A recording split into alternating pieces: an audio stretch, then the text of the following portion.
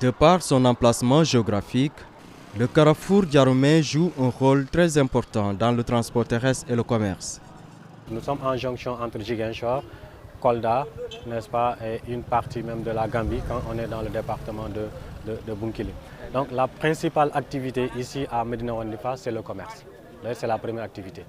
À côté du commerce, nous avons le transport. Il est situé dans le village de Médina Wandifa, département de Bounkiling, un village fondé par le petit-fils de Fodé Kabadoumbia. Dans nos recherches, nous avons trouvé que Médina Wandifa a été créé en 1963. Donc quand le père fondateur Wandifa Bayo a voulu créer, n'est-ce pas, un village ici parce que c'était un champ, on l'appelait Oussidi. Certains ont pensé que voilà, donc ça c'est de l'utopie.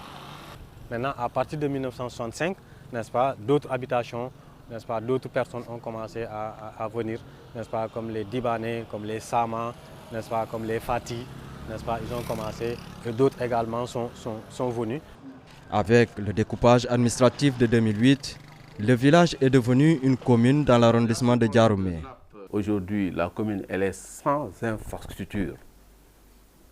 Et ça, nous demandons à l'État du Sénégal, afin de permettre à la population de Médina Wandifa, à la jeunesse de Médina Wandifa, aux femmes de Médina Wandifa, d'avoir le maximum d'infrastructures de base à leur portée.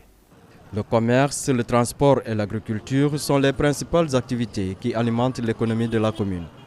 À côté du carrefour, on retrouve divers produits locaux sur les étals des marchands. Que ce soit des produits, des matières premières, que ce soit des produits issus de l'agriculture, que ce soit des produits issus donc de la forêt.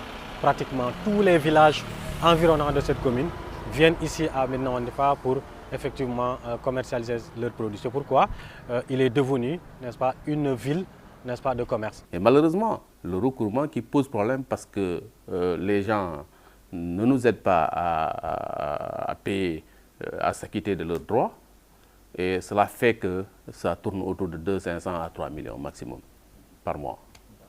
Dans cette commune de près de 20 000 habitants, les populations font face à un manque d'eau potable depuis des années. Le réseau d'adduction d'eau et le forage existant sont défectueux et ne tiennent plus. Plus de 5 ans que nous n'avons pas suffisamment de l'eau, jusqu'à l'heure où on parle. C'est plus de 5 ans quand le truc est en panne. Et c'est pourquoi nous tendons la main à l'État du Sénégal. On sait qu'ils sont en train de faire beaucoup d'efforts. Mais ils n'ont qu'à continuer à faire parce que c'est une demande sociale.